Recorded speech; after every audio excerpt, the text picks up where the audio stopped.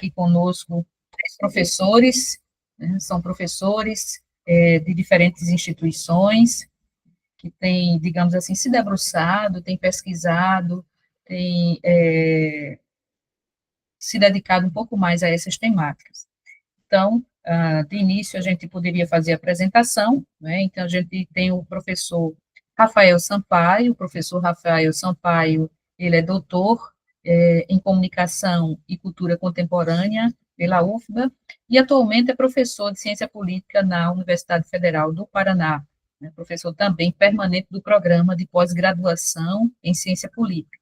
Então, o professor, ele tem se debruçado nessa temática, inclusive tem um livro, né,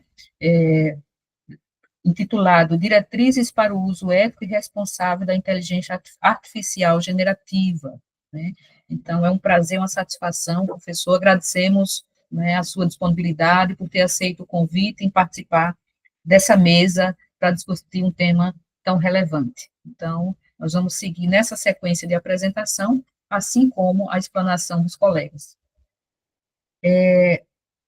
No segundo momento, também gostaria de agradecer, não é, ao professor Célio, que está conosco, Célio Santana Júnior. O professor Célio já é da casa, é professor da UFPE, é professor, doutor em Ciência da Computação e mestre em Engenharia da Computação pela UPE, né, professor adjunto do Centro de Artes e Comunicação, e também tem se debruçado sobre essas temáticas. É uma satisfação enorme tê-lo aqui conosco, professor, para enriquecer esse momento, esse espaço, tá certo, que é oportunizado aos docentes que aqui se encontram agregando essa mesa. Então, antecipadamente, obrigada, em nome da Prograde e de toda a equipe, pela essa disponibilidade, professor.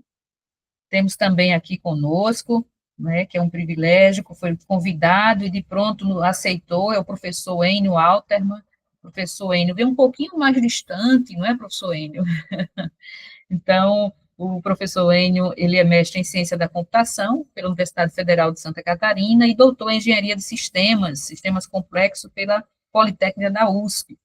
Ele é pesquisador do Inova USP e participa de iniciativas do Instituto de Estudos Avançados da USP, exatamente em temas de complexidade, ética e IA.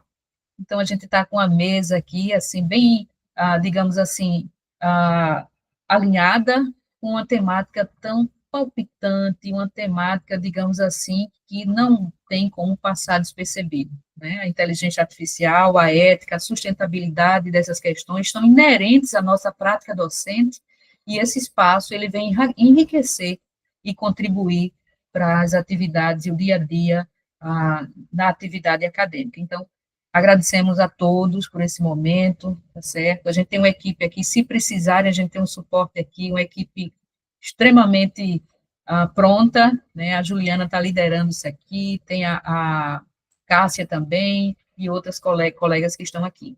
Aos que estão chegando, né, professores e coordenadores que estão chegando à nossa sala, à nossa mesa, segunda mesa, Ética e Sustentabilidade no Uso da IA, eu vou repetir simplesmente as instruções para que possa ter êxito e andamento.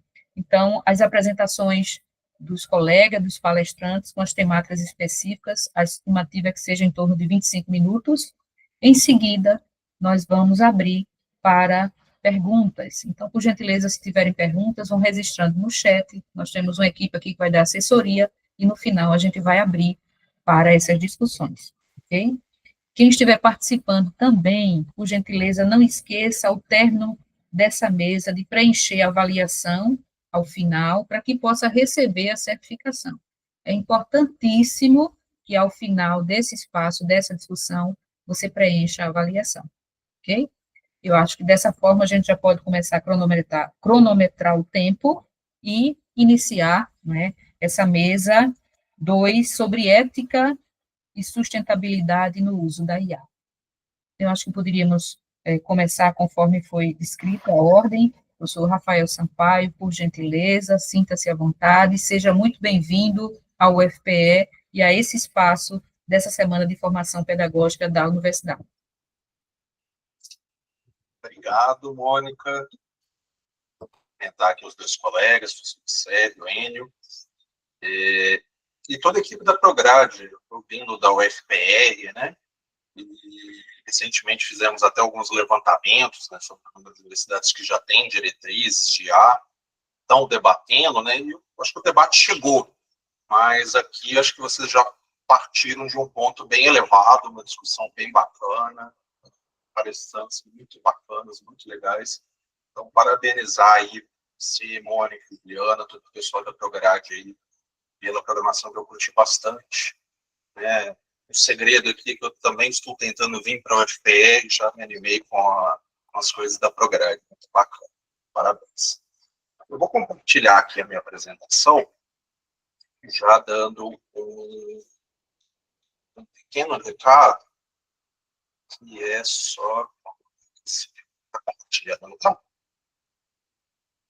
Esse aqui é o livro, né, que foi mencionado pela Mônica, né, disponível gratuitamente, que era bem esse objetivo, até como o professor Marcelo Sabatini, que falou na parte da manhã, tá falando na outra mesa, em que a gente tentou organizar um pouco desse debate do uso de IA generativa na pesquisa. E aí é importante dizer que eu estou do lado aqui de dois colegas que, de fato, fazem IA, constroem sistemas de IA. E eu vou trazer aqui uma perspectiva que é uma perspectiva mais justamente do usuário, do no-code, aquele que não programa, que está pegando essas ferramentas pagas e ficando impressionadas com o que elas fazem e pensar nessa lógica para o professor. Né? Então, certamente os colegas vão poder explicar muito melhor várias questões. Então, partindo direto para a grande questão, pesquisas recentes, por exemplo, essa da Wiley, já estão mostrando, né, como é que está crescendo bastante essa adoção de ferramentas de IA generativa, notadamente na pesquisa, né, ao ponto que na projeção deles foi 62% em 2024, isso chegaria a 84% dos pesquisadores em 2025. Claro que isso são dados provenientes de uma survey, de uma pesquisa específica, né, que deve pegar muito mais pesquisadores do norte global, mas a realidade é que realmente a adoção dessas ferramentas cresce bastante. Se a gente pegar pesquisas como a Antiga Educação, a gente vai ver isso mesmo em termos de Brasil. Então, eu queria apresentar isso daqui para vocês, que é até o resultado de uma pesquisa, né, de um artigo, na verdade, um ensaio que foi publicado ano passado, na revista Sociologia e Política, que trata um pouco desses possíveis impactos da IA na pesquisa, e aí lá a gente traz todos esses pontos aqui. Eu vou trazer apenas 3, bem rapidinho, só para a gente pensar um pouco nesses potenciais, nesses usos, nessas possibilidades que a IA generativa estão abrindo. Né? Então, o primeiro lugar, que eu acho que é um dos pontos que está mais mudando, é que a gente precisa ter em vista que nós estamos claramente saindo do paradigma do Google para busca para o paradigma do ChatGPT. Então, na minha época, né, meus professores ficavam preocupados da gente colar tudo do Google e da Wikipedia. Né? Então, o que era o Google? Você coloca algumas palavras-chave, ele olha para essas palavras em termos mais léxicos e te devolve fontes para você consultar se tem alguma coisa interessante sobre aquilo ali, de acordo com páginas que estão bem ranqueadas. O paradigma ChatGPT, que agora está ganhando muita força, está se tornando um padrão, você faz uma pergunta, ou seja, uma pergunta semântica, uma pergunta que tem sentido, e a IA te responde primeiro, te dá uma resposta primeiro, e depois te mostra as fontes. Então, todo mundo já está vendo que até o próprio Google, muitas vezes antes da primeira resposta, antes da primeira fonte, te dá uma resposta. Não é? E isso já está em vários aplicativos, plataformas, com foco, por exemplo, na pesquisa acadêmica. Então, só a título bem de exemplo, isso aqui se chama Line, tem vários, né? Felicity, SciSpace, enfim, vários e vários. E aí, o que ela faz? Ela te responde com a sua demanda, né, com a sua pergunta original, constrói um texto e, inclusive, mostra as citações e geralmente até o lugar onde ela colocaria essas citações. Então, aqui você imediatamente tem rápido, né, uma resposta da IA sobre aquilo ali e uma série de fontes que podem ser interessantes, que é geralmente o seu objetivo. Para além disso, nós temos sistemas, já que, além de dar essa resposta, eles estão fazendo alguns tipos de classificação automáticas com as próprias IAs. Então, esse sistema, por exemplo, se chama consensus. Então, ele tem uma espécie de consenso, um consensômetro, vamos dizer assim, da área. Então, quando eu faço uma pergunta que possa ter resposta sim ou não, a própria IA vê no texto se os testes, se a pesquisa indica se sim ou se não em relação àquela sua pergunta. É bastante usado em áreas médicas, em áreas mais duras. Me parece, apesar de ainda não ser muito confiável, ser um dos caminhos que esse tipo de ferramenta vai seguir. E, por fim, na parte da pesquisa, vale a pena até quem não conhece, conhecer, são as ferramentas de Deep Research, né, ou ferramentas de pesquisa profunda, que são, digamos assim, uma coisa que tem sido chamado de agentes de IA. Então, simplificando bastante, um robozinho, ele vai entrar na internet, vasculhar centenas de fontes, ele mesmo vai selecionar as fontes que ele vai considerar mais pertinentes de acordo com o seu pedido, com o seu prompt, ele mesmo vai resumir essas fontes e depois transformar num relatório final que facilmente, né, como o ChatGPT, do Gemini, chega a 20 páginas com 60 fontes. Então, por exemplo, você pode dizer, faça um artigo acadêmico sobre esta temática. Não façam isso, alunos, né? Isso aqui é para você explorar algum tema, alguma coisa. Meu ponto aqui é alguns potenciais de rapidamente você ter à sua mão 80 fontes, um texto interessante, exploratório, para você ver o estado da arte. Segundo ponto, leitura de materiais, né? Então, agora a gente vai estar falando de uma leitura expandida e multimodal, permitida pela IA. Então, por exemplo, num ChatGPT da vida, eu posso subir 10 arquivos, que é o limite, e pedir para ele fazer uma planilha comparada, pegando só o formato dos estudos e os resultados. Então, rapidamente, eu tenho uma espécie de leitura, digamos assim, múltipla. E no notebook LM, que esse era o ChatGPT, o notebook LM, que é do Google, aí você tem bastante opções para reembalar, para assim, consumir esse conteúdo. Então, ele permite, primeiro, que muito mais fontes sejam subidas, né? Então, aqui, por exemplo, nesse notebook aqui tem 61 fontes, em teoria, menos na prática, mas em teoria você pode dialogar com todas. E o mais interessante são as coisas que ele permite você fazer. Por exemplo, você fazer um documento de resumo, um guia de estudo, um relatório técnico. Essas opções você pode escolher a dedo o que você quer que ele faça, mas são várias maneiras diferentes de você consumir aquilo ali, seja num formato já específico para estudar, que eu recomendo muito, funciona de verdade, ou até formatos mais para o resumo mesmo, né? Ele faz coisinhas do tipo isso aqui, né, que são aqueles cartões para você estudar, né? Então, de um lado fica a pergunta, do outro lado fica a resposta. Ele faz esses infográficos que acabou de sair, 10 dias, que são simplesmente maravilhosos. Então, uns infográficos resumos, né? Então, aqui eu peguei de um livro, pedi para ele fazer uma lógica Star Wars, e aqui de outro livro, pedi para ele fazer uma lógica Harry Potter. Não ficou tão bom esse, mas dá para ver um pouquinho aqui, né? Os potenciais disso aqui para a educação, para a licenciatura, né? E, além disso, ele faz a coisa mais maravilhosa que todos os professores sempre desejaram na história da humanidade, que é fazer slides, né? Então, ele pega aquele resumo e faz, ainda está limitado, né? Mas faz ali seus 14, 15 slides, né? Outras IAs fazem isso também. Mas, então, rapidamente você tem isso. Eu tirei a última qualidade. E deixa eu voltar aqui, então. E, além disso, eu tirei o slide, vou colocar na apresentação final de novo. Ele faz 2 tipos de resumo muito interessantes, em que ele pega aquele material, pode ser uma fonte, pode ser 61 fontes, condensa elas e faz um resumo ou em áudio ou em vídeo. Como assim? No vídeo, ele faz um vídeo como se fosse uma apresentação, os slides de IA, com uma voz de IA narrando, num tom mais professoral, como se fosse uma aula feita por esse professor, essa professora de IA. Então, resumindo ali o grosso. E no formato de áudio, ele faz uma coisa ainda mais interessante, que é ele literalmente cria um podcast em cima disso. Como assim ele cria um podcast? Ele cria dois personagens de IA, duas vozes de IA, que ficam debatendo sobre aquele assunto. E numa pegada meio podcast. Então, tá assim, como a gente vai regular a IA generativa pelo mundo? O outro vai lá, nossa, isso é realmente importante, né? É a agenda do momento, certo? E eles ficam lá debatendo 5, 10, 20 minutos, tratando daquele assunto.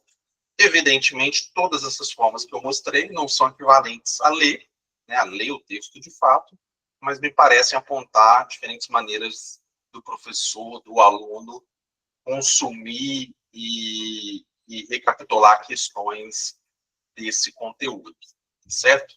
E por último, nessa parte inicial, evidentemente a escrita de materiais, né? Então, as IAs generativas foram treinadas para imitar seres humanos e, diante disso, são muito boas em gerar e corrigir, né, textos de humanos. Isso não é mais uma coisa que o aluno tem que buscar, tem que ir atrás, é uma coisa do futuro.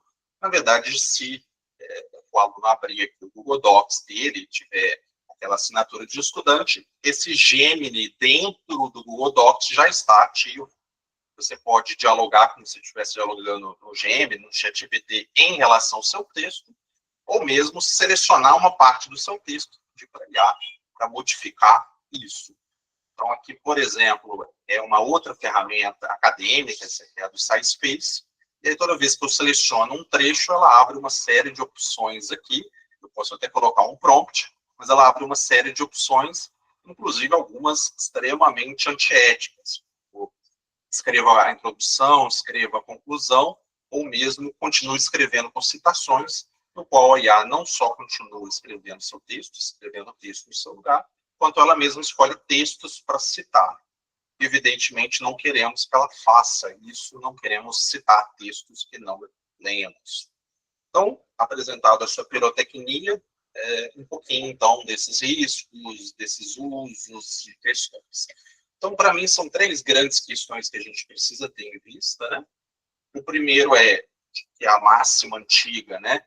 De que se você não está pagando por produto, o produto é você, está cada vez mais válida, né? Então, toda vez que você não está pagando para usar o ChatGPT, o Gemini e afins, você está tacitamente entregando os seus dados, né? Inclusive os dados que você sobe ali.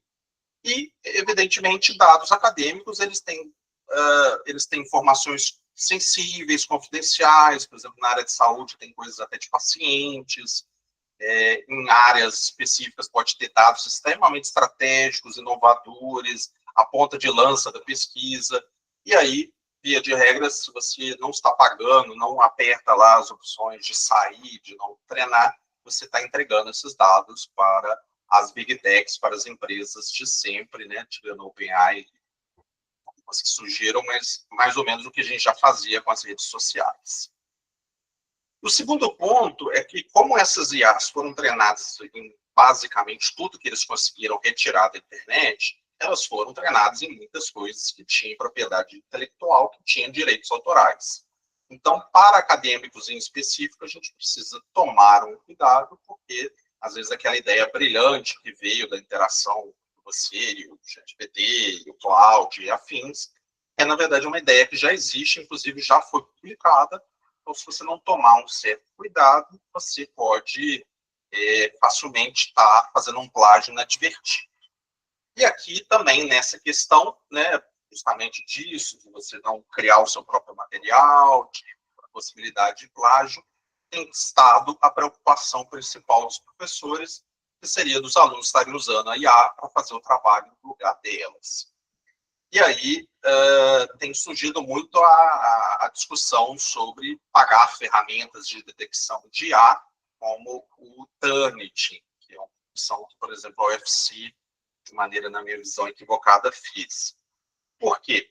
O que acontece? Quando você entra lá no site do Turnitin, do Originality, desses copy leaks, enfim, dessas ferramentas de detecção, elas vão dizer lá, ó, a gente detecta 99%, com 99% de precisão IA.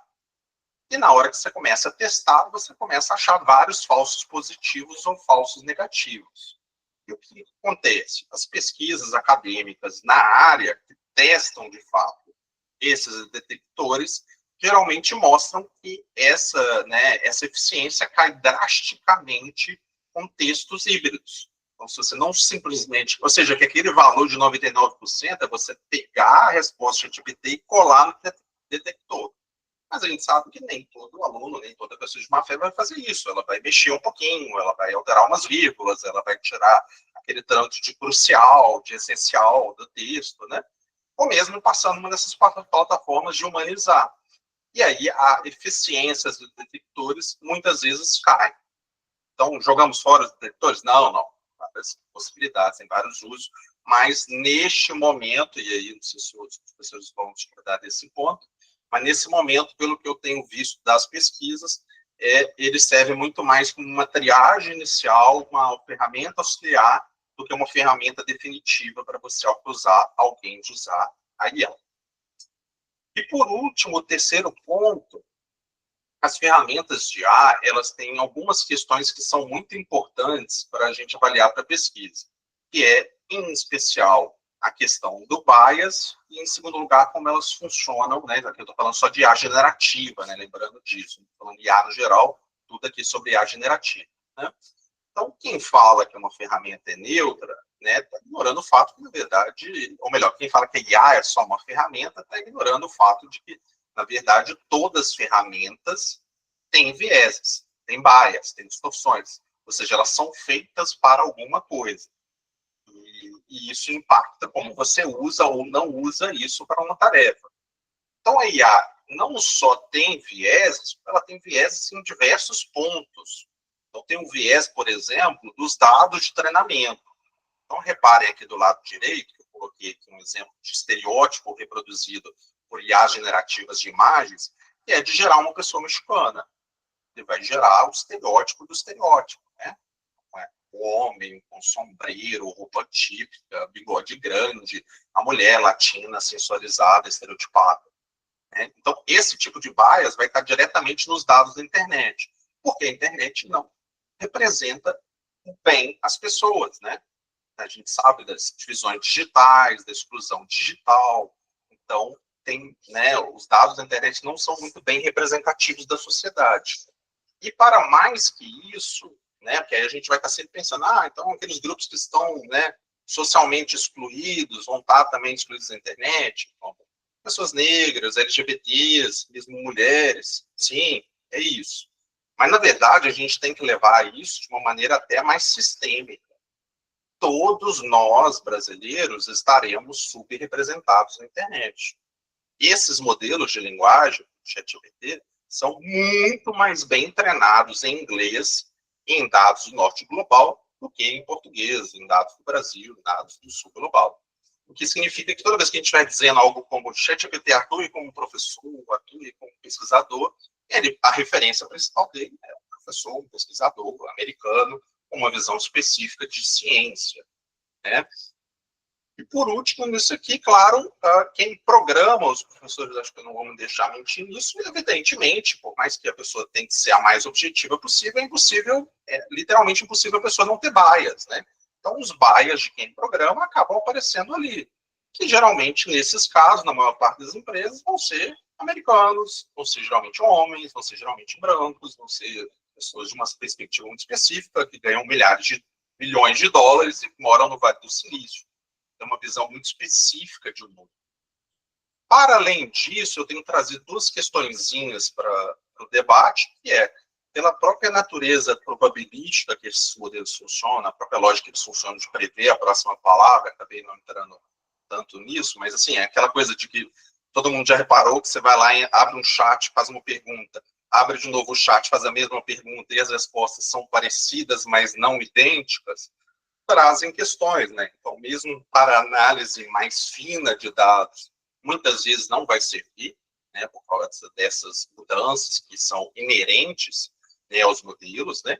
Além de fatores externos, né, um dia o ChatGPT não está funcionando bem e ninguém entende muito bem o motivo, que provavelmente é uma causa interna, né? Eles podem estar, sei lá, treinando outro modelo, podem estar com problema interno, problema de servidor, de comunicação, que Você, na prática, não sabe.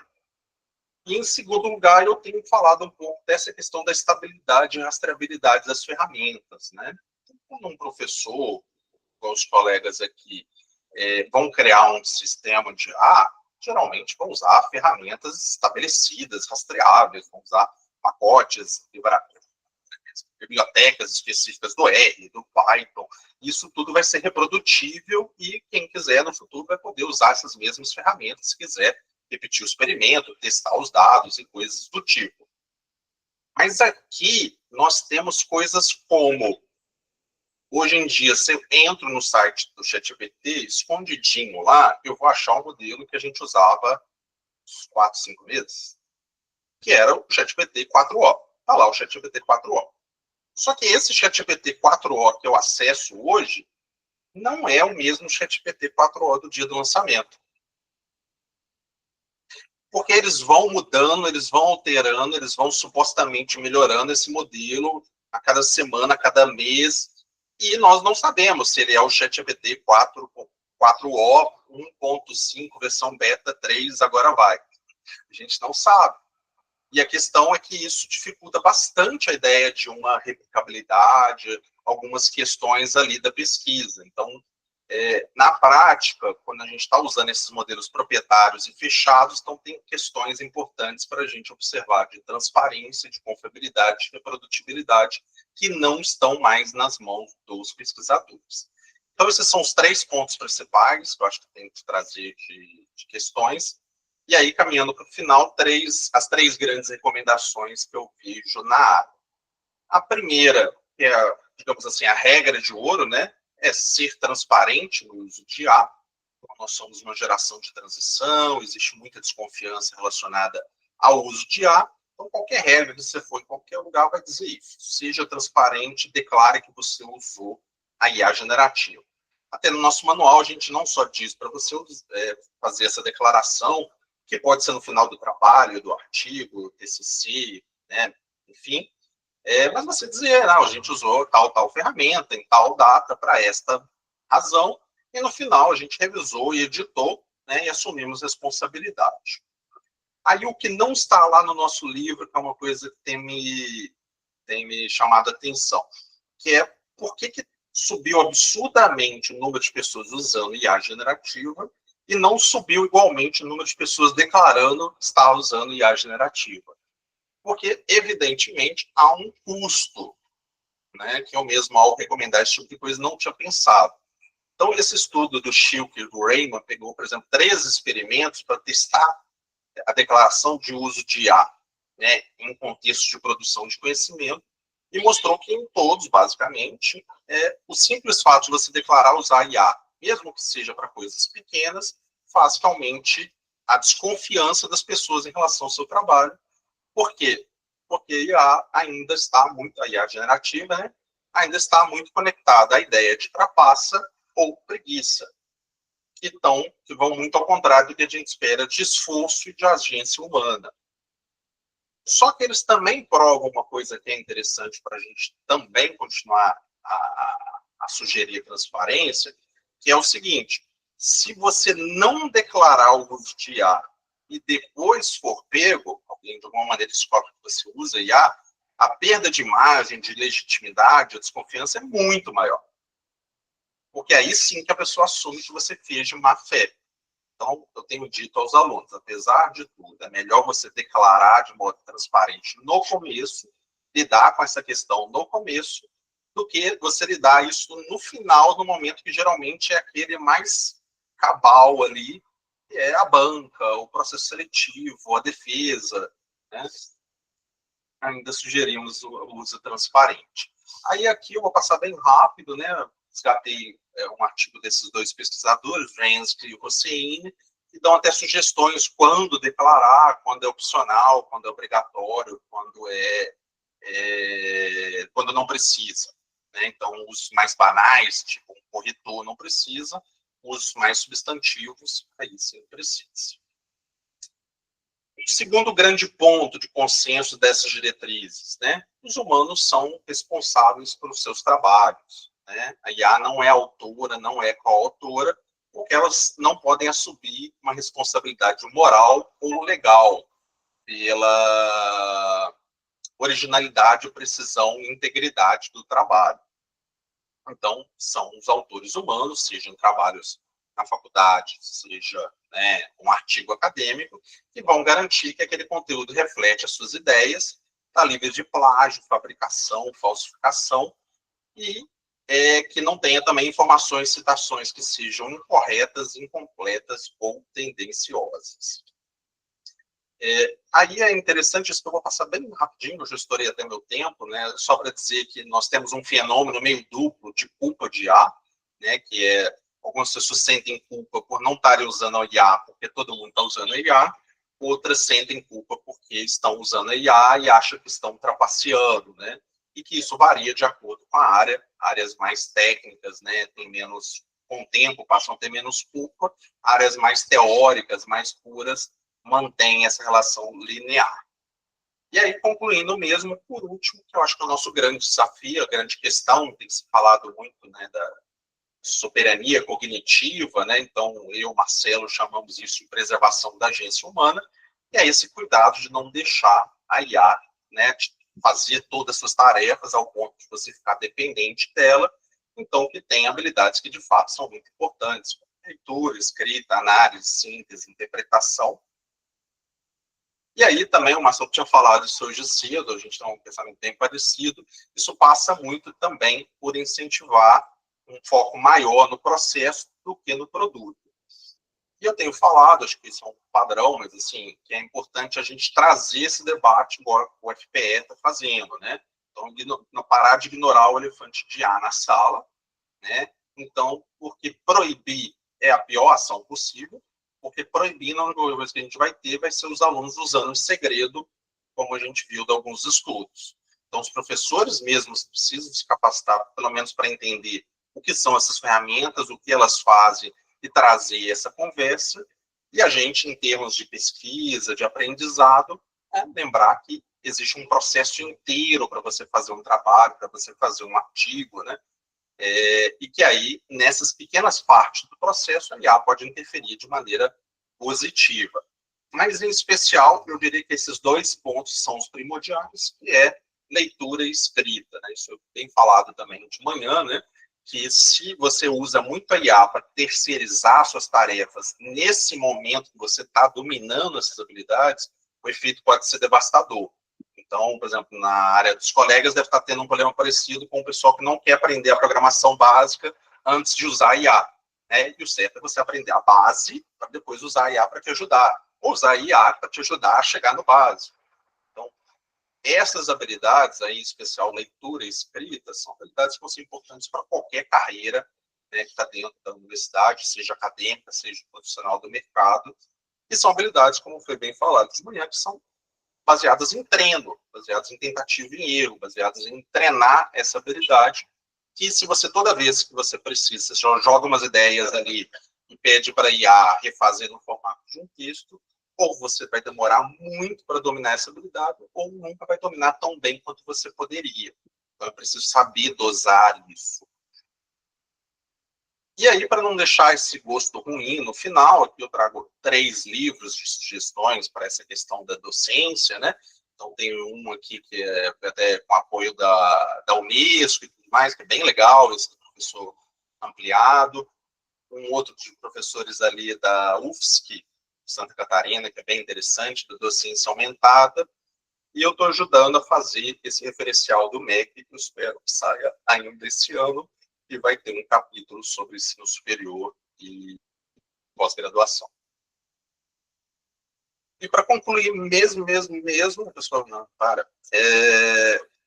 só um cuidado extra que não tem a ver com necessariamente, né, a sala de aula, na pesquisa, é que nós temos tido muito relatos, né, de pessoas cada vez mais indo para a IA para ser terapeuta, educador físico, nutricionista. Então, a IA também substituindo relações humanas.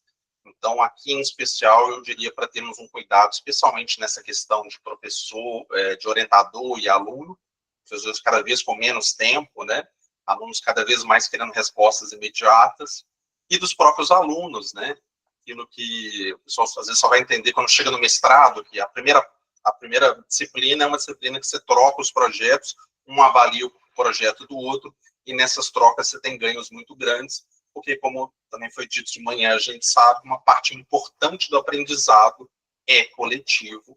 Então, essa aspas aqui no final, vamos tomar cuidado com nossas relações humanas. E agora acabou de verdade. Aqui está de novo, para quem quiser, o QR Code para baixar o livro, que é gratuito, e quem quiser pode também continuar esse papo comigo por e-mail. Obrigado, desculpa ter estourado aqui o tempo. Nós que agradecemos, professor Rafael. Não estourou, tem ainda 2 minutos. Foi muito legal, muito bom. A gente fica aqui premida pelo tempo, e esse papel de mediador é muito difícil, porque a gente gostaria de deixá-los, né, se alongar um pouquinho mais, mas infelizmente a gente vai deixar esse momento para o debate. Então, agradecemos ao professor Rafael. Vamos convidar agora o professor Célio, né, para se organizar, e o professor Célio Santana Júnior, ele vai, eu acho que tem um eco de alguém aí. O professor Célio vai trazer sobre a questão da ética e sustentabilidade no uso do IA, uma perspectiva geracional, um tema também tão contemporâneo. Então, vamos convidá-lo. Fique à vontade, professor Célio. Pronto, pessoal, todo mundo me ouve bem? Ok, pessoal, então eu queria muito agradecer o convite, né? Eu fico muito lisonjeado de poder participar e poder compartilhar um pouquinho o que é que a gente tem percebido nessa vivência da gente sobre o uso de inteligência artificial explodindo aí nos últimos anos. E eu vou trazer uma visão um pouquinho diferente, porque nós já temos aí uma série de dificuldades, né? Até dialogando um pouquinho aqui com o Rafael, eu vi ali no livro dele, ele dizendo professor nas novas, vamos dizer assim, atribuições de professores pós IA.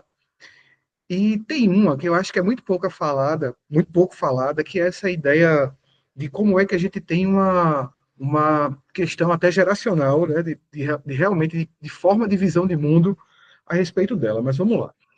Então, assim, aqui tem um texto gigante, não vou falar muito dele não, tá? Até porque, senão, eu tomo uns 25 minutos só aqui, mas eu queria chamar a atenção para a pergunta ali embaixo, né? Ou, na verdade, a afirmação ali abaixo.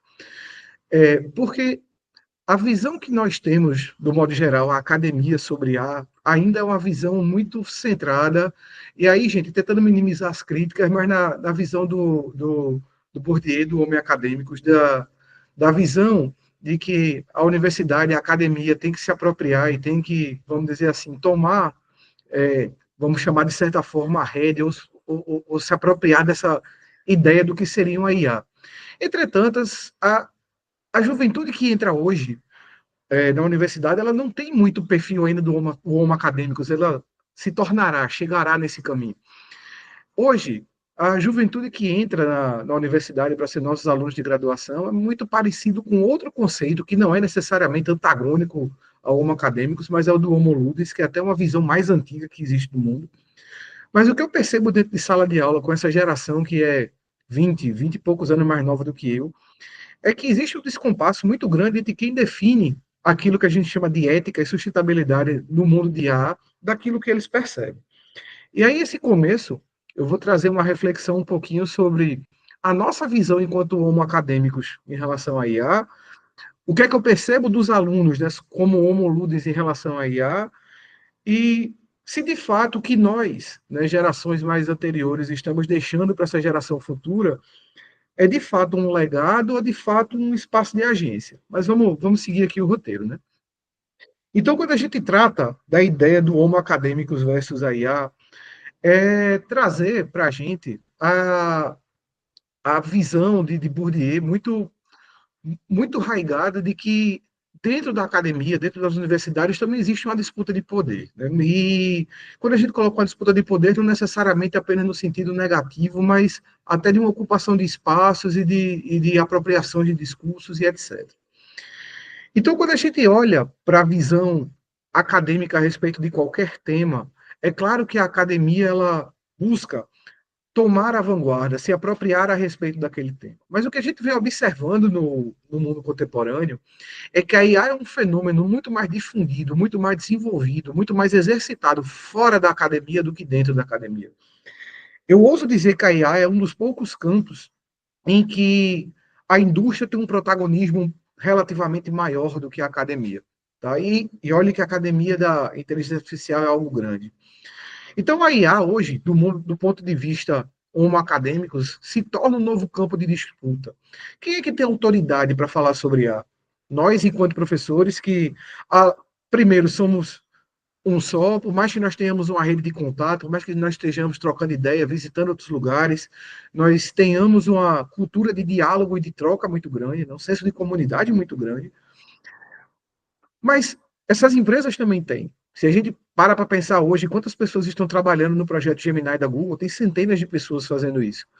E a gente pode parar para olhar, mas são centenas de horas trabalhadas numa estrutura de tecnologia trabalhadas por dia, né, para o desenvolvimento de algo que está ocorrendo numa, vamos dizer assim, numa estrutura muito mais, vamos dizer assim, muito mais focada, muito mais, vamos dizer assim, robusta do que a nossa. Só para vocês terem uma ideia, em 2017, né, menos de 10 anos atrás, houve um marco muito triste, né, que foi, vamos dizer assim, evidenciado pelo professor Silvio Meira, né, colega aqui da casa da UFPE, que duas empresas de TI juntas, né, que é a Microsoft e a Amazon, acho que todo mundo conhece, elas investiram mais em pesquisa e desenvolvimento, famoso P&D, do que o Brasil inteiro. Então, eu estou trazendo esse dado, gente, não como um campo especulativo, obviamente, mas é para nós começarmos a compreender como é que, de fato, há um investimento grande em IA. Né? Todo mundo sabe que teve a troca aí de governo americano recentemente, e uma das primeiras iniciativas do novo presidente americano, Donald Trump, foi anunciar uma iniciativa de 500 bilhões, B de bola, viu, gente? Não é 500 milhões, é 500 bilhões de dólares no desenvolvimento de IA. Então, aparentemente, essa é uma disputa que é desleal, não vou chamar de desleal não, mas difícil para as universidades de um modo geral. Então, essas perguntas sobre quem tem autoridade, quem é que traz epistemologias válidas a respeito de IA, quais práticas são científicas, são técnicas ou são, vamos chamar assim, de anticientíficas. A gente a gente tem realmente hoje pessoas fora da academia, entre aspas, tendo autoridade nesses discursos também. Então, esse capital científico que a universidade vem acumulando ao longo dos séculos, a academia vem acumulando ao longo dos séculos, continua. Mas as empresas também vêm produzindo conhecimento legítimo. E desde da fundação da sociedade do conhecimento, a gente percebe que as empresas não mais trabalham em, sei lá, em indústria de manufaturas, em indústria de, sei lá, de larga escala. Não, elas também trabalham com parte de conhecimento. O P&D de empresas são muito competitivos. A indústria farmacêutica já conhece isso muito bem. A indústria de TI vem começando a desenvolver isso de uma forma mais, vamos dizer assim, mais preeminente nas últimas 3 décadas. Mas a gente hoje encontra, por exemplo, influencers, inclusive de canais científicos, alcançando pessoas que a academia não alcança. E o principal é que os estudantes começam a ter proficiência nessas ferramentas, inclusive mais do que nós, professores.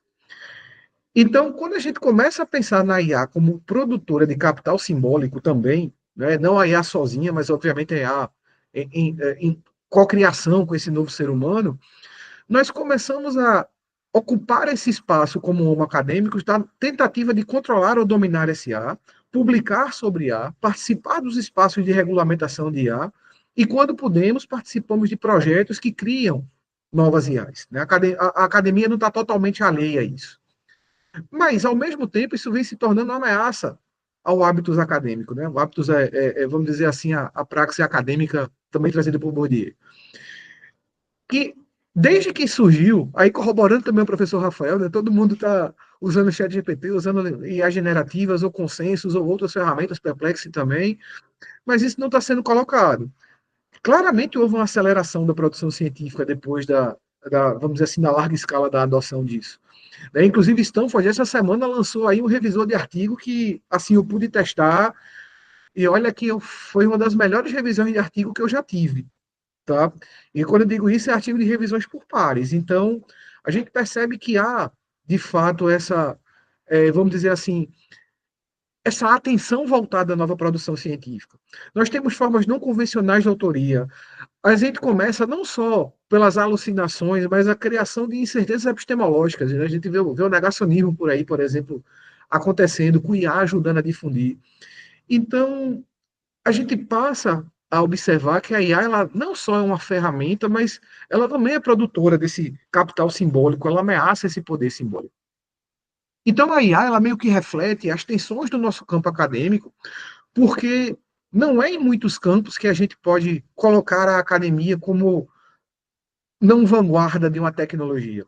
Os grandes avanços de IA, a minoria são anunciados por, vamos dizer assim, por universidades puramente. Sempre elas estão ou com o acompanhamento das organizações, das empresas, ou as empresas elas tratam isso. Então, o que a gente percebe é que a IA ela vem redistribuindo esse capital intelectual, vamos dizer assim, esse poder simbólico, né, de influência, legitimidade e autoridade, e a universidade meio que corre atrás da reapropriação ou da apropriação desse conhecimento. Então, nós temos aí um campo onde existe, vamos dizer, uma indústria de capital que vem desenvolvendo toda essa tecnologia e vem guiando o uso dessa tecnologia. Então, quando a gente fala de ética e sociedade e sustentabilidade ligados à IA dentro do mote acadêmico, a gente tem uma discussão muito forte sobre o risco de concentração desse capital simbólico e epistêmico em lugares fora da universidade, como as Big Techs. A gente discute a falta de transparência ou opacidade algorítmica, como ruptura da transparência científica. O próprio professor Rafael acabou de colocar um exemplo, a reprodutibilidade científica é comprometida. Isso não é um problema apenas técnico, isso é um problema matemático. Teve um cara lá atrás chamado Kurt Gödel que mostrou que a matemática que a gente usa hoje para tudo, não só a computacional, ela ou é incompleta ou é inconsistente. O que é que isso significa para a gente? Significa que a gente não sabe resolver todos os problemas via algoritmo, trazendo aí para a computação. Então tem coisas que a IA faz que a gente não sabe explicar, não é por puro desinteresse ou puro desleixo, mas é porque matematicamente isso não foi resolvido. Então, a gente também se preocupa com a sustentabilidade socioambiental, a quantidade de calor, de energia que é dissipada por essas máquinas. A gente observa também a ética da automação. Todo mundo se incomoda hoje com chatbots cercando a vida da gente para tudo. O professor Rafael também falou dos viés algoritmos da reprodução estrutural de desigualdades. Então, veja que tudo que o professor Rafael colocou aqui está batendo em temas muito contemporâneos do que a gente vem discutindo. Ele também falou da colonialidade digital, né, dos conteúdos norte-americanos, europeus, terem uma proeminência, agora chineses também, uma proeminência maior em relação a componentes latinos, vamos colocar aqui. Então, de uma forma mais prática, esse é o mote que leva a academia a discutir hoje parte da IA, principalmente no campo ético e sustentável. Então, do lado de cá do birô da mesa de professor, a gente observa todas essas 6 situações aqui que se referem a como é que a IA vem meio que mexendo no nosso mundo acadêmico. Então, a IA ameaça a autoridade simbólica do professor, porque enquanto você dá aula, tem um professor usando sei lá, uma inteligência artificial que, na mesma hora, captura sua voz, faz a transcrição do dado, você pode pegar essa transcrição do dado, jogar numa IA generativa, ver se o professor está sendo certo ou não. Então a gente hoje está escrutinado não só pelos microfones. Claro, entenda esse escrutinado pelos microfones não como uma crítica, mas qualquer aluno pode gravar uma aula nossa e depois compartilhar, enfim. E eu particularmente acho isso super positivo, mas a gente pode hoje estar subordinado a uma avaliação do ChatGPT, que às vezes pode alucinar, e às vezes pode até o pior, né? Ele pode propositalmente enviar um conteúdo falso. Segundo, aparentemente existe uma desmaterialização do esforço intelectual. Porque agora, como a gente tem escritas de qualidade relativamente, vamos dizer assim, relativamente boas, e às vezes muito boas, se você consegue fazer um prompt correto e você, como o professor Rafael colocou agora há pouco, você consegue ter um olhar crítico para aquele conteúdo. Então, de uma forma geral, essa escrita automática, ele meio que pula o processo da escrita autoral que a gente tem de fazer a pesquisa, de buscar, de incorporar, de refletir enquanto escrevemos. Então, a construção desse conhecimento vem sendo substituído cada vez mais por respostas instantâneas. A gente tem uma tensão entre o conservadorismo epistêmico, inclusive dentro de sala de aula, porque nós temos aqueles professores, os docentes que são inovadores, que são, vamos dizer assim, ufanistas tecnológicos, e nós também conhecemos o outro extremo, que são professores extremamente tradicionais, né, que cujo capital teórico e metodológico é riquíssimo por muitas vezes, mas que está sob esse escrutínio da IA. Então, essa ruptura do modelo tradicional da transmissão de conhecimento meio que gera uma tensão, pelo menos para nós, enquanto professores, desse hábito pedagógico. Porque agora nós estamos, quando não somos coautores junto com máquinas, mas também nós somos revisados não por pares, mas revisados por máquinas de uma forma geral. Então, essa situação ela pode descambar em outros problemas. Eu lembro de uma vez, uma certa palestra do nosso Sistemas Integrados de Biblioteca, uma bibliotecária dizendo que eles precisam abrir espaço na biblioteca para que a comunidade tenha acesso, por exemplo, a ferramentas de IA, porque eles não têm. Então, é muito latente na nossa sociedade, principalmente a sociedade brasileira, que esse uso competente de IA ele ainda é restrito a uma elite, tá? Não necessariamente uma elite econômica, mas nem todo mundo consegue, vamos dizer assim, ter uma.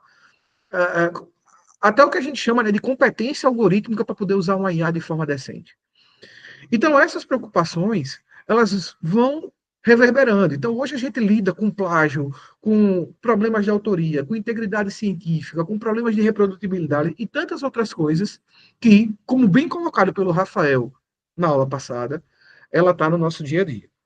Só que do outro lado, a gente vai pensar na outra ponta de quem está entrando na universidade, que é essa gurizada aí, né, geração, vamos dizer assim, a geração Z, né, famosos Zoomers, a galera da geração Alpha já está começando a chegar nas universidades também, né, daqui a talvez alguns poucos anos, mas já estão por aí.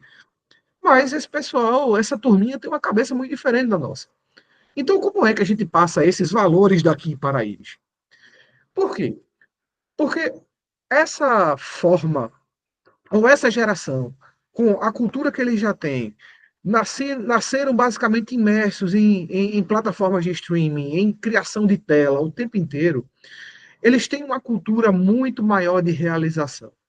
Porque para eles, aprender não é de fato constituir conhecimento, não é necessariamente aprimorar capacidades críticas. Não somente isso, mas é muito baseado em experimentação. Eu acho que nunca se falou tanto de metodologias ativas de ensino. E não é porque elas são simplesmente melhores, é porque elas também conversam melhor com pessoas que têm uma visão diferente de mundo que a nossa.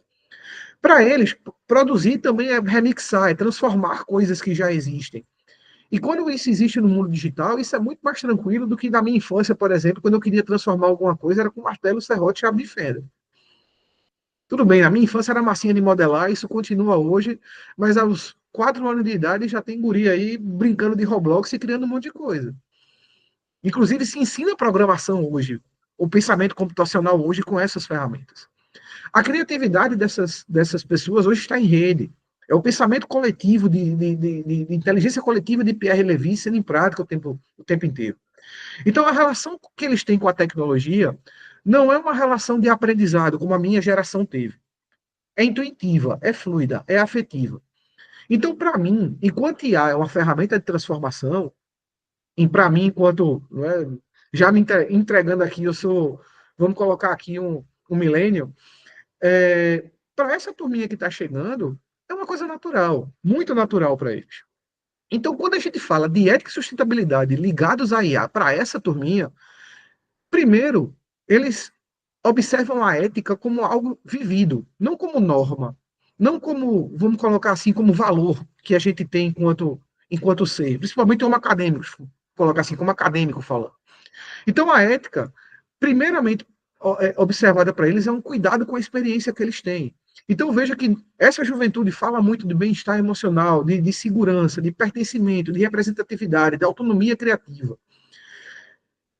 Eles aprendem desde cedo, nessa forma de interagir, ética também como uma negociação interativa. Então, eles estão o tempo inteiro com IA conversacionais, generativas, as próprias IAs embutidas em jogos, que faz parte dessa cultura dessa juventude, e como isso funciona como um outro, como uma outra pessoa com quem se negocia para se atingir os seus objetivos, dentro dessa ideia do Ludens /jogo. Os dilemas éticos, eles se tornam processuais, eles não são regulatórios, eles rebatem no meu dia a dia.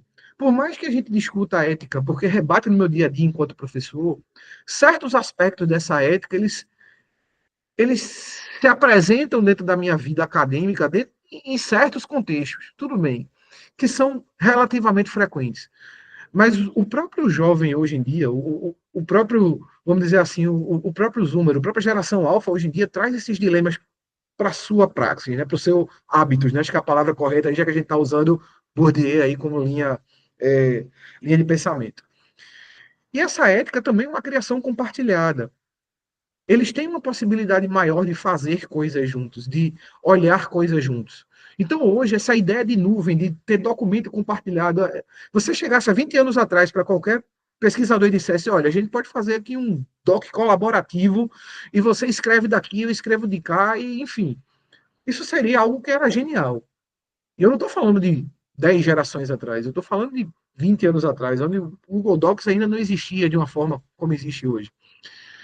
Também eles observam sustentabilidade como criação de ecossistemas saudáveis.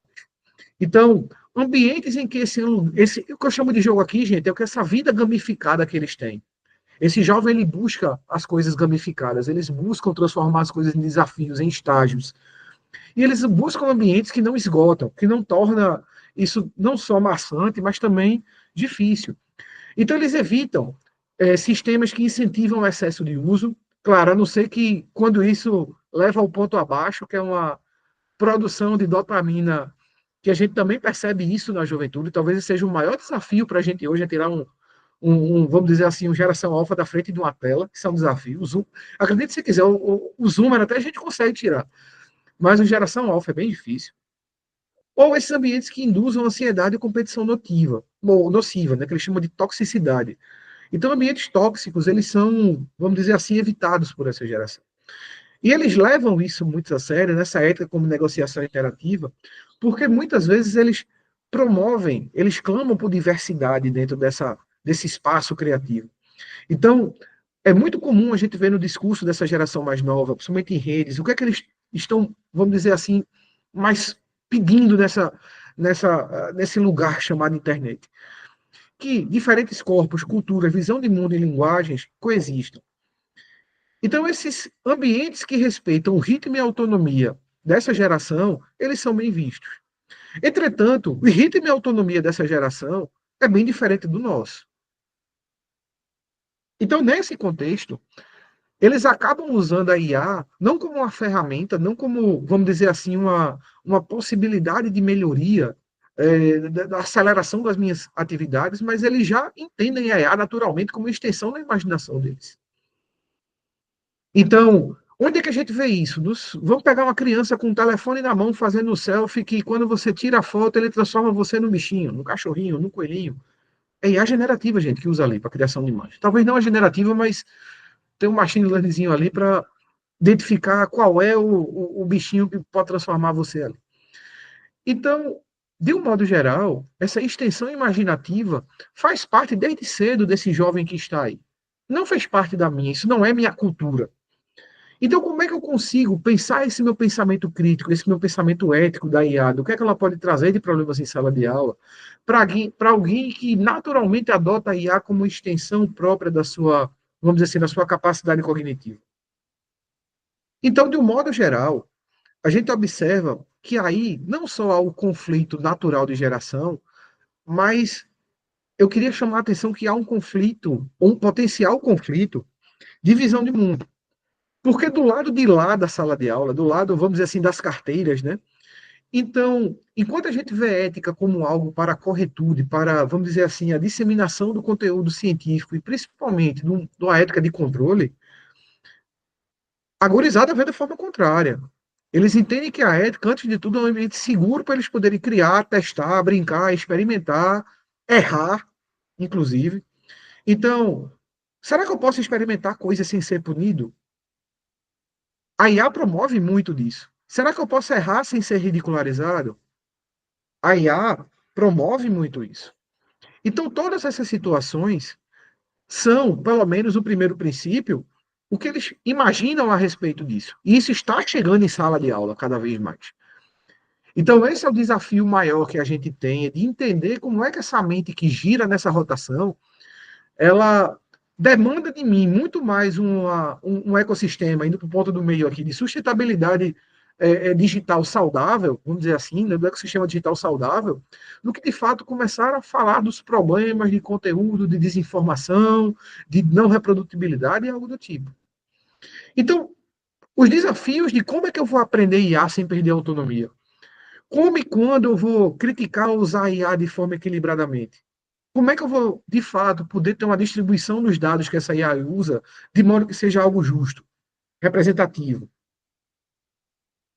Então, no fim do dia, o que esses alunos demandam do lado de lá da nossa mesa de professor é que a gente a gente coloca essas IAs como um instrumento de prática de convivência no sentido ético e sustentável para eles.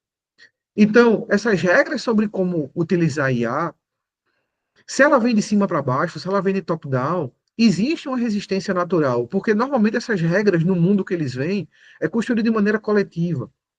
A produção disso é colaborativa. E eles esperam que seja respeitado o princípio da ecologia emocional, que, de fato, traz para esses alunos a noção de que ali é um ambiente seguro para eles experimentarem. E a IA é uma ferramenta que, por mais que concordamos, tá? Porque quando eu falo aqui da nossa visão, não é que ela esteja errônea, é que ela é desencontrada.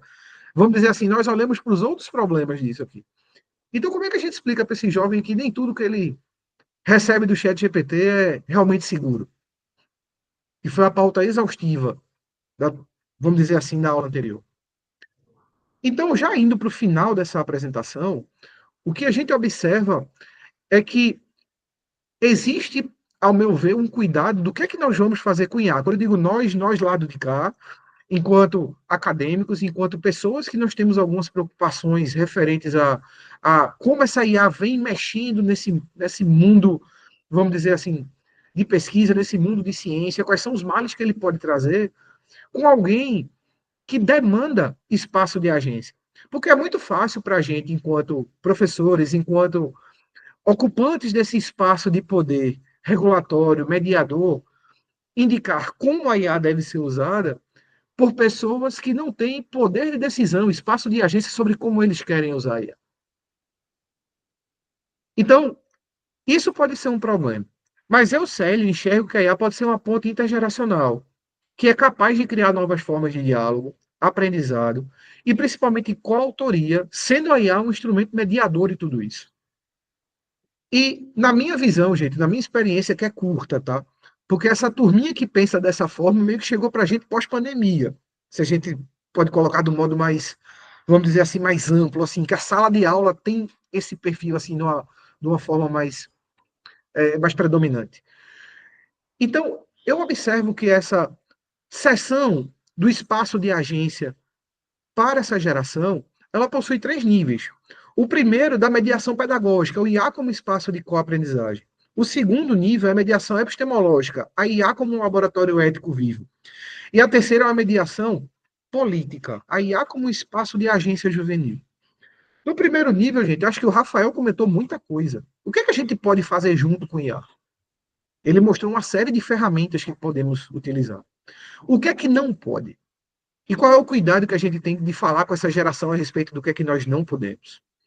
Como é que uma IA, entre aspas, pensa? Como é que ela trabalha? Como é que ela chega no resultado dela? Como é que ela pode errar? Quais vieses ela produz e que ela reproduz? E como é que ela dialoga com os nossos valores humanos? Como nós, acadêmicos, podemos ajudar?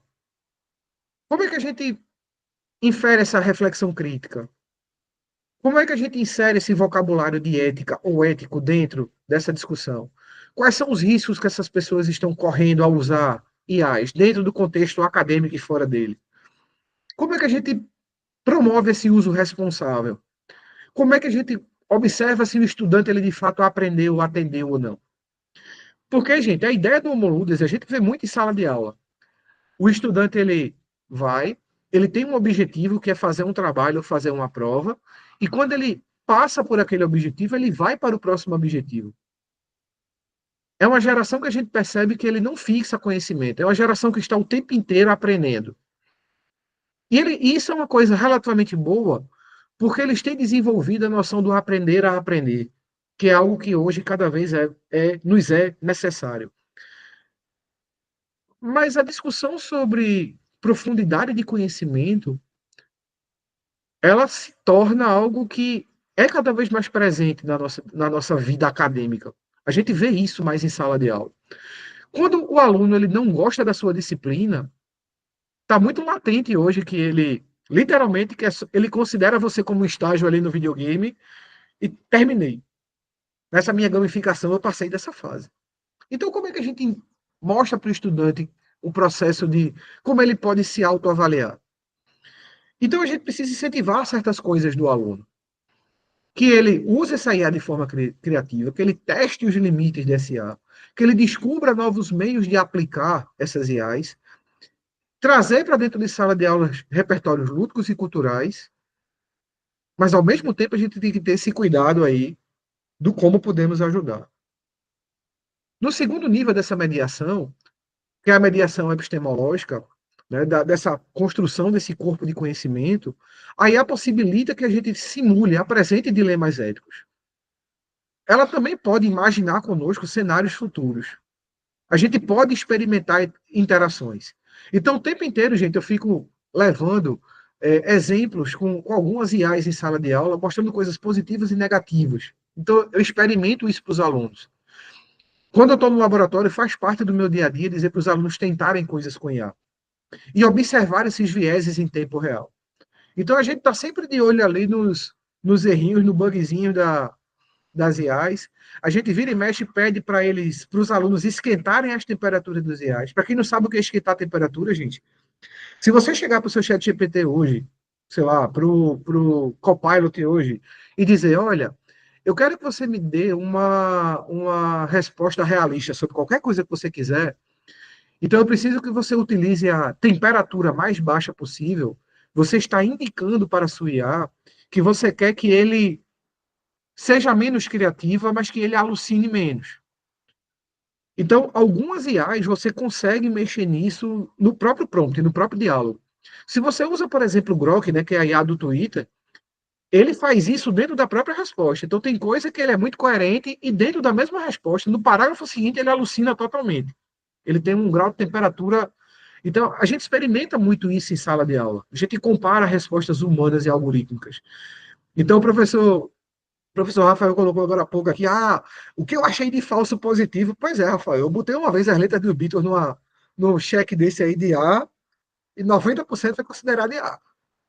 E assim, né, de você dizer que os Beatles é A, chega a dói no nosso coração aí, né, para quem gosta e para quem curte essa banda aí, para mim, maravilhosa. Então, como é que a gente ajuda isso? Então, a gente pode fornecer métodos para mostrar para eles que eles precisam ser um pouco mais críticos, para eles analisar essas interações com as IAs.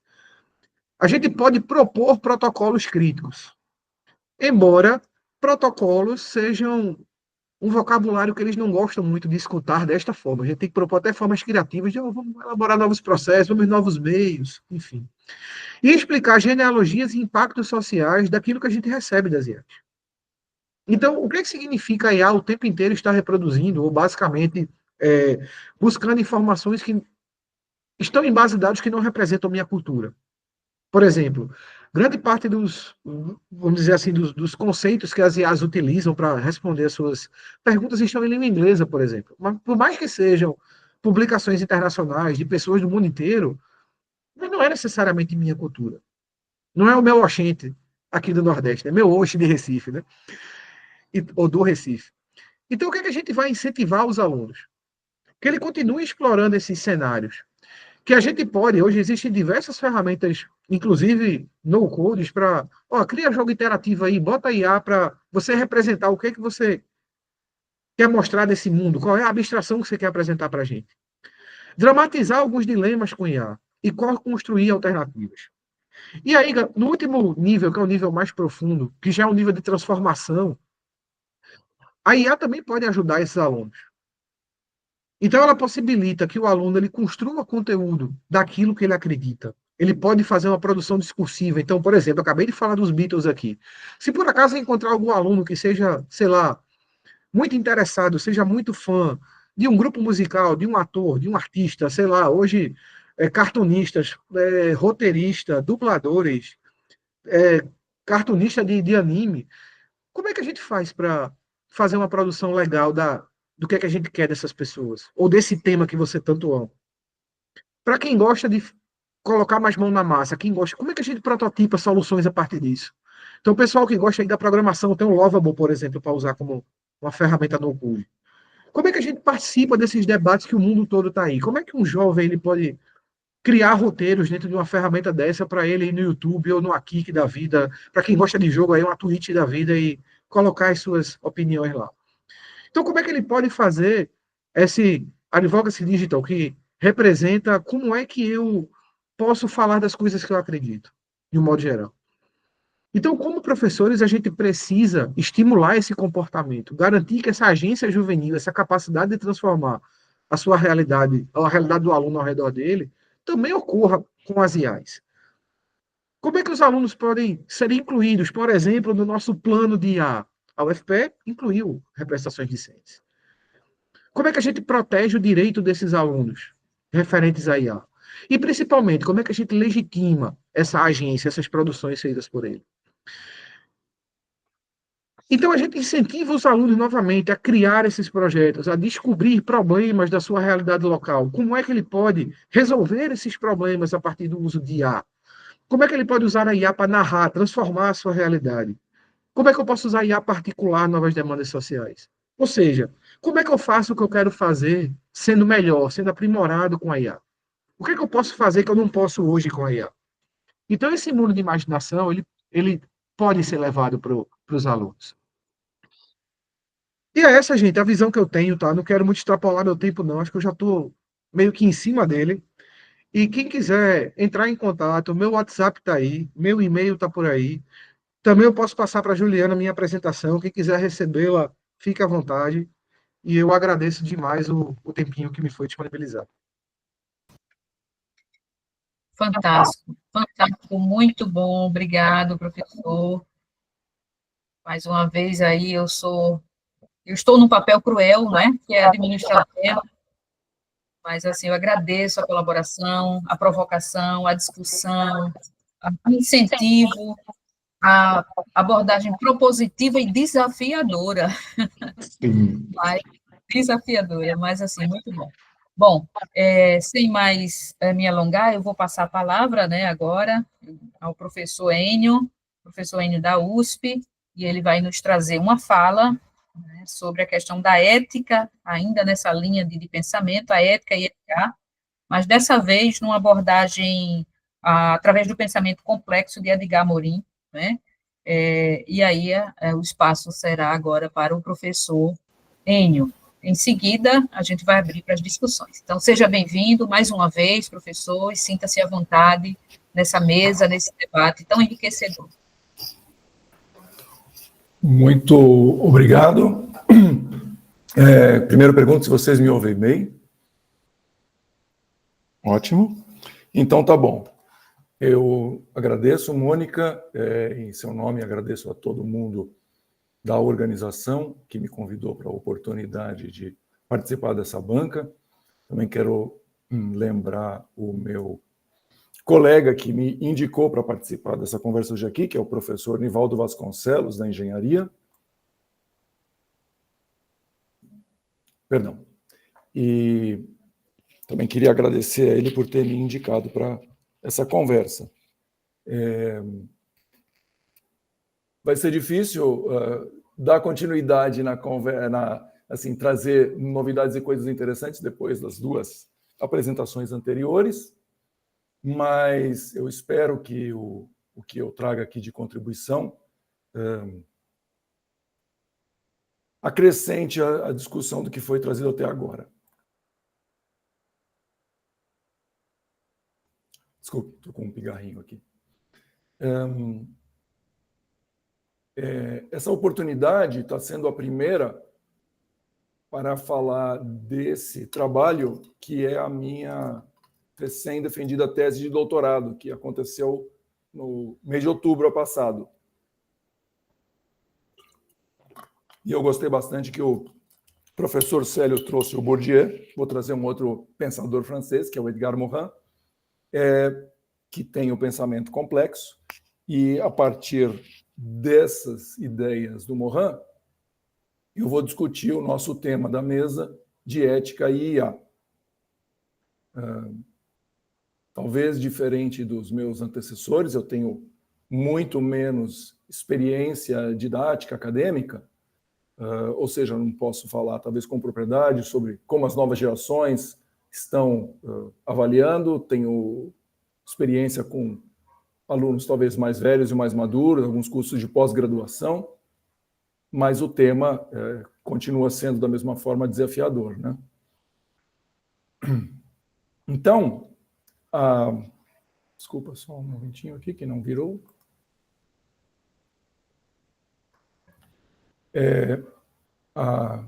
O sumário dessa apresentação consiste em falar um pouco para vocês sobre algumas definições de complexidade, depois eu vou falar algumas ideias e conceitos sobre ética, talvez sejam questões mais antigas, um pouco menos vivas e modernas daquelas que o professor Célio apresentou logo antes de mim, mas como eu não sei o quanto que o público da pedagogia, já que essa é a semana da pedagogia, lida com as questões de ética, eu posso falar sobre a engenharia, e na engenharia, na ciência da computação e tudo mais, essa formação ela é bastante limitada, e por causa disso, eu vou fazer uma introdução sobre essa questão, aí eu vou levantar o tema do Morin e um livro que eu acho que é muito caro aos pedagogos, e talvez todos vocês já conheçam, então vou chover no molhado, mas do contrário, talvez vocês agreguem alguma coisa, e aí eu vou falar dessa confluência das três áreas, que é a complexidade ética e IA, que foi, de certa forma, a conclusão teórica da minha tese. E depois eu vou trazer um pouco de alguns instrumentos que eu achei relevantes no contexto de todas as coisas que eu estudei, que eu acho que dizem respeito, né, a materiais que vocês vão poder coletar, analisar depois, estudar e levar para a sala de aula, que eventualmente vai ser relevante. E, por fim, eu vou falar de duas ideias que, de certa forma, estão no Morin, estão na tese, que é a questão da autoética, eu acho que responde algumas das ansiedades que os meus antecessores falaram, e aí a gente vai poder até fazer aí um espaço de discussão sobre isso, e depois a questão da ética na organização. Então, vamos passar para a apresentação propriamente dita. Então, quando a gente fala sobre complexidade, a gente está pensando no seguinte: existem problemas normalmente tratados de forma simples, que são como um pêndulo, facilmente equacionáveis através de modelos matemáticos, de modelos físicos. Existem problemas aí nesses quadrantes superior direito e inferior esquerdo. Então, os complicados são problemas de difícil mensuração, mas que você consegue, de alguma forma, encontrar caminhos matemáticos de resolvê-los. E existem problemas caóticos, que são comportamentos completamente aleatórios, imprevisíveis, que você não consegue antever. Os problemas complexos não se enquadram em nenhuma dessas caixinhas. Eles têm como característica a interação das partes, e eu acho que as duas apresentações anteriores mostram isso muito bem, que explicam como os elementos do sistema, e a gente pode pensar, nesse caso, os professores e os alunos, tá certo? Então, se há 10 ou 20 anos atrás os professores e os alunos tinham um determinado comportamento, com esses novos fatores externos, que são o meio, esses atores começam a mudar, os agentes mudam. Então, muda o comportamento dos professores, muda o comportamento dos alunos, muda a universidade, muda o entorno, a sociedade e assim por diante. Então, nesse sentido, a sociedade, e às vezes um subconjunto da sociedade, por exemplo, a própria universidade, um bairro, uma cidade, um estado, se comportam como um sistema complexo. E essa característica fundamental é que eles são adaptativos, eles vão mudando, e vão mudando de uma forma imprevisível, mesmo que a gente consiga antever algumas alternativas, exatamente aquela que vai ser escolhida, como a gente vê quando surge um vídeo viral, por que aquele vídeo se transformou viral daquele jeito, ninguém consegue explicar. É uma coisa que emerge da sociedade por fatores bastante imponderáveis. Vamos falar um pouquinho e rapidamente sobre ética. E como eu falei, pode ser que vocês já conheçam isso, de qualquer modo, eu vou reiterar essas ideias. Então, antes da gente chegar nessa nova ética viva proposta pelo Célio, a gente pode talvez se remeter a escolas éticas tradicionais, e eu pessoalmente acredito que esse modelo, para ser apresentado para alunos, mesmo que depois eles nos cancelem, é importante para que a gente possa explicar uma certa história, uma certa evolução do pensamento humano no mundo, porque mesmo que as coisas hoje estejam nessa situação, elas vêm de uma história. E essa história, então, divide algumas escolas. Assim, tem mais escolas, quando eu comecei a fazer essas apresentações, eu podia falar de coisas do passado que frequentemente negligenciam, por exemplo, toda a história que as ideias éticas, na verdade, vêm da África, do Oriente Médio, ou seja, toda essa escola filosófica vem muito antes da Grécia, mas o Ocidente acabou convencionando, né, fixando esses modelos aqui quando esses discursos são feitos, não por acaso, e aí vem a discussão também que foi apresentada tanto pelo Rafael quanto pelo Célio sobre o norte global, tá certo? Então, vem essa questão dos modelos ocidentais e do norte global. E nesse caso, então, a gente fala de ética das virtudes, que vem desenvolvida pelo Aristóteles e pelos outros filósofos gregos do 500 a.C., tá certo? Depois a gente tem uma ética deontológica, que é uma ética das regras e das normas. E, por fim, a gente tem uma ética consequencialista ou utilitarista, que fala sobre trazer os melhores resultados, considerando que, eventualmente, você vai ter problemas, tá certo? Então, falando em ética da virtude, a gente está pensando em quem você se espelharia, enquanto pessoa, para tomar uma decisão considerada virtuosa. Então, você vai pensar naquelas, meio que idealiza alguém que tomaria determinadas decisões. Quando você pensa numa decisão deontológica, você está pensando em cumprir certas regras e certas leis. Então, se tem uma lei que diz que não pode usar a inteligência artificial para fazer o trabalho da faculdade, você pode agir dessa forma, cumprir a norma que diz isso. Desculpa. E, por fim, a gente tem essa ética utilitarista, consequencialista, que pensa nos resultados do que pode acontecer. Então, você tem lá um sistema que está sendo desenvolvido, fica disponibilizado para as pessoas. Pensemos num carro autônomo, então ele está dirigindo, pode ser que ele cause um acidente. Mas vai reduzir demais o trânsito. Então, a ética utilitarista pensa, bom, vai ser mais benéfico do que causar mal para um pequeno grupo de pessoas. Então, desde que você não seja a vítima atropelada do carro, essa ética faz todo sentido, né? Quando a gente pensa nessas questões já levadas em conta no contexto do desenvolvimento da IA, eu estou mais explicando para vocês que, eventualmente, no mundo da pedagogia vão participar disso, mas talvez, em algum momento, isso faça sentido para as discussões que vocês vão ter. Perdão. Então, existe a ética no design, pelo design e para o design. Ou seja, design, no caso, é a ideia de projeto, tá certo?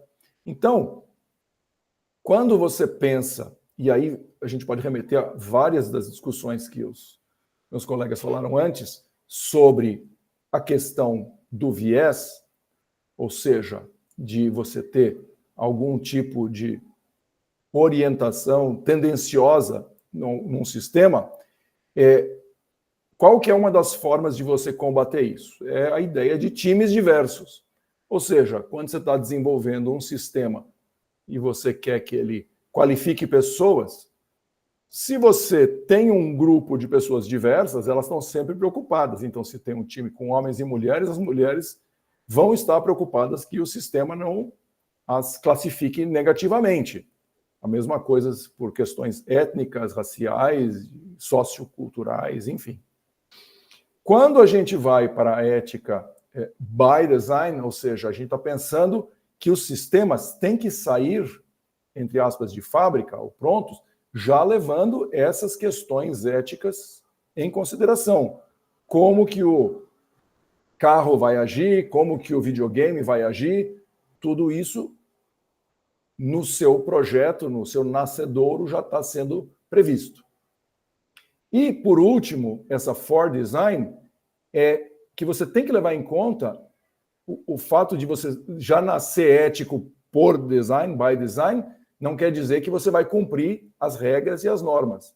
Então, hoje, por exemplo, a União Europeia tem normas bastante rígidas, o Brasil tem discutido as suas normas, elas estão no Congresso já há alguns anos, não sabemos se elas vão, em algum momento, enfim, ser aprovadas, se vão ser novamente renovadas, postergadas, mas em algum momento, quando tiver uma legislação, ou mesmo assim outras legislações que já existam, isso tem que ser levado em conta, ou seja, fazer o projeto levando em conta os códigos, leis e outras normas vigentes no país ou no mundo em geral.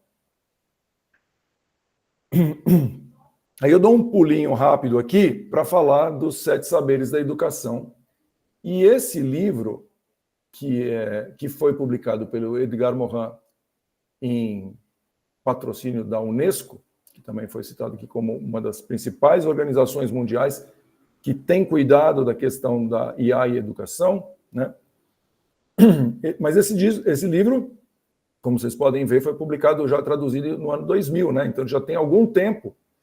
Mas o Morin fala coisas bastante interessantes sobre os passos que as pessoas precisariam dar para chegar. E isso ele está falando tanto para alunos quanto para professores, e se ele faz essa construção intelectual epistemológica num diálogo, né? E eu só vou falar aqui do capítulo final. Bom, eu vou falar uma coisa sobre o primeiro capítulo, que é a questão do erro, e eu acho que isso talvez outra vez, para os professores isso seja óbvio, mas, por exemplo, para quem fez engenharia, por exemplo, não é, e mesmo para os engenheiros depois formados também não é, né? Então, a ideia de erro é sempre vista, e o Célio mencionou isso, sobre como uma recriminação, um problema, e que os alunos precisam de um espaço seguro. E o que o Morin defende é exatamente isso, que o erro, na verdade, ele é a forma que os sistemas evoluem. Se, por exemplo, nas mutações humanas, né, ou mutações biológicas, esses erros não acontecessem, ou seja, na transmissão dos DNAs, a gente nunca teria evolução das espécies. As espécies, elas não são pré-determinadas nas suas mudanças, acontecem mudanças aleatórias, que seriam erros de tradução, e esses erros é que suscitam o desenvolvimento da nova espécie, que vai se adaptando e vai evoluindo, né? Vai sobrevivendo ou não. Bom, então, isso quanto ao erro. E aí, por último, nessa ideia de ética do gênero humano, ele está buscando essa maior harmonia da sociedade. Então, ele fala dessa tríade indivíduo, sociedade e espécie. E, nesse sentido, ele ressalta essa noção de que essas 3, digamos, entidades, elas existem sempre concomitantemente. Não existem indivíduos fora da sociedade e nem sociedade sem indivíduos. E a mesma coisa vale para a nossa espécie humana, e isso que é um sistema complexo que um grupo influencia o outro e provoca essa evolução.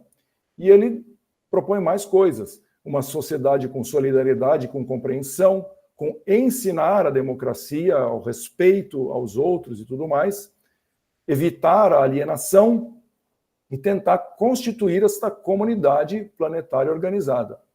Então, eu acho que são ideias muito fortes que faz sentido que a gente leve para a sala de aula para discutir. E aí, eu vou apresentar para vocês o que é o sumário do que eu concluí lá nessa análise da parte teórica desta tese, falando dessas 3 áreas, chegando no nó central aqui, que é o ponto comum entre elas. Então, esse quadro resume, eu só vou falar da última linha para vocês, que sintetiza as 3 correlações, a complexidade, a ética e a IA. Então, e aí tem toda uma discussão bastante ampla no livro e na tese e tudo mais, que o Mohan fala sobre essa autoética, onde a gente precisa ter uma bússola interna que nos mostra, e nós, enquanto seres humanos, temos esse entendimento. Claro que a gente pode desenvolver e ser influenciado pelos nossos professoras e professores, pelo nosso meio, pela sociedade, mas as pessoas, em geral, conseguem fazer isso. E o que ele explica é que, no passado, se a gente tinha regras muito rígidas e universalistas, como a religião, as ideologias, isso, na contemporaneidade, não faz mais muito sentido. E como esses valores muito universalistas e determinados deixaram de fazer sentido, nós precisamos, cada indivíduo, desenvolver a sua autoética em saber o que é certo e o que é errado. E isso vale no desenvolvimento. Quer dizer, quando eu fiz isso pensando no contexto dos desenvolvedores da IA. Então, as pessoas têm que ter a sua ética ao fazer o desenvolvimento, pensando na sociedade, pensando como ela vai afetar o outro, tá certo? E, ao mesmo tempo, tem 2 pontos importantes aqui. A ideia da limitação do conhecimento. A limitação do conhecimento, também, pegando o gancho do Célio que falou sobre o Gödel, tem, na complexidade, uma clara afirmação dizendo que a gente não consegue conhecer o todo. E esse não consegue não é uma limitação, digamos, individual da pessoa porque não estudou o suficiente e tudo mais, é simplesmente porque o todo é incognoscível. A gente não consegue entender esse todo. E a gente tem que entender, partir desse princípio, para poder desenvolver a nossa própria autoética. E, ao mesmo tempo, o fato de a gente não poder conhecer o todo também não quer dizer, bom, já que eu não consigo, então eu vou fazer qualquer coisa. Não, não é assim. A gente tem os nossos valores, a sociedade tem os valores, e a gente tem que defendê-los. No que diz respeito à coluna do meio, falando das empresas e das universidades, a gente tem que se preocupar com isso, que também foi um pouco falado aqui, sobre os valores locais. A gente tem que se preocupar com desenvolver esses valores nas circunstâncias em que as coisas estão acontecendo, que estão em permanente mudança. Isso é outra coisa que a complexidade também fala, né? E, às vezes, a gente tende a querer fixar determinadas circunstâncias, mas elas vão mudar. E, por fim, do ponto de vista das empresas, compatibilizar os ganhos com o respeito a direitos. E, como a gente sabe, essas grandes empresas, Big Techs, a gente enfrenta muita dificuldade em fazer esse balanço. E no que diz respeito à sociedade e humanidade, esse é um grande dilema, eu não tenho uma proposta de solução para isso, né? Mas tem a ver com essa compatibilizar a universalidade de certas ideias e valores que a gente deveria conseguir defender ao máximo com as individualidades locais de cada, tanto indivíduos, quanto sociedades, quanto grupos humanos. Eu vou falar rapidamente, olha só, eu não sabia que o Rafael era o Rafael, que é a minha primeira referência aqui, e eu ia contar isso para vocês. Então, esse livro dele e dos colegas, do Sabatini e do Limonge, é uma referência fundamental para ser lida, é a primeira publicação nesse tema, e é muito importante que seja entendido. E levado à discussão no contexto de cada universidade. Aí eu tenho 2 outras, sei lá, essas 4 outras referências, a apresentação vai ficar disponível para vocês, então vocês vão poder depois acessar os links e tudo mais. Eu faço parte desse grupo, que a Mônica citou logo no começo, Understanding Artificial Intelligence, que é um grupo do Instituto de Estudos Avançados, que tem um repositório com várias discussões em ética, em sociedade, em educação, em saúde, com vários textos, com várias referências bibliográficas, ou seja, professores têm que ir lá estudar para entender. O Tarcísio Silva é um pesquisador muito prolífico nessa área de racismo algorítmico. Ele tem várias publicações. No site dele, os livros estão todos abertos, públicos. Outra linha fundamental para ser lida. Esse último, o penúltimo aqui da OECD, é um trabalho que eu estou fazendo agora de estudar as ferramentas de avaliação das IAs. Então tem, para vocês terem uma ideia, hoje tem 1.000 ferramentas cadastradas lá, 956 para ser mais preciso, e a gente está tentando estudar e mapear para que elas servem, como que elas vão poder ser usadas e tudo mais. E por fim, no contexto da Unesco, tem pelo menos esses 3 trabalhos aqui, que eu acho que merecem atenção para vocês também darem uma pesquisada. E para concluir, então, o que eu vou falar? Eu entendo que na autoética precisa se desenvolver essa capacidade crítica, tanto em alunos quanto em professores, sobre o uso da IA, né? E isso vai ser feito com esses exemplos, eu acho que tanto o Rafael quanto o Célio deram, e mais essa bibliografia, né? Tem que levar a discussão para a sala de aula, né? E eu gostei muito que também, agora me lembro qual dos dois colocou exatamente essa ideia, mas isso é muito importante. Todas as pesquisas que eu fiz, e mesmo no diálogo com pesquisadores, eu vi como isso às vezes é uma tendência, né? Que as escolhas não podem ser delegadas. Então, quando alguém está desenvolvendo um sistema, a pessoa pode argumentar, não, mas eu estou fazendo isso porque o meu chefe mandou, porque a empresa falou, porque o mercado está pedindo, como se a pessoa fosse isenta da decisão, né?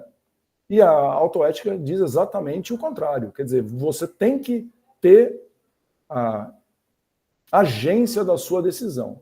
Ela é sua ao final do dia. E você pode até argumentar que você está seguindo alguma regra, alguém mandou, e eu acho que isso é uma mensagem muito importante que os professores têm que levar. E, só para citar rapidamente, nos sistemas autônomos, que são esses carros autônomos, drones e tudo mais, que vão funcionar sozinhos, quem estiver trabalhando nesses projetos, então talvez mesmo que hoje os alunos estão lá na pedagogia, amanhã eles podem estar trabalhando como desenvolvedores. A gente tem que entender que tipo de... eu coloco aqui linhas morais, enfim, mas como é que os sistemas vão agir autonomamente, ou seja, qual daquelas 3 linhas ou uma outra linha, como você decide quando tem uma situação de risco ou de conflito, que linha moral você vai seguir. Porque uma vez que o sistema seja autônomo, meu tempo acabou aqui, ó. Uma vez que o sistema seja autônomo, ele vai tomar decisão sem intervenção humana. Então a gente tem que se preocupar com como as pessoas... Alguém programou, então ele tem que se preocupar com isso. E nas organizações, também vou passar rapidamente, tem uma questão de valores e princípios, tá certo? Que tem que ser trazidos em todos os atores que participam, né? A gente tem que entender e aceitar essa visão incompleta e cambiante do cenário, né?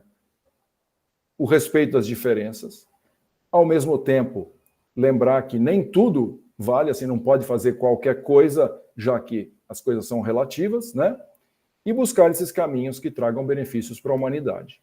Aqui eu tenho as referências desses principais textos e documentos que eu trouxe aqui, e queria agradecer muito a atenção de vocês.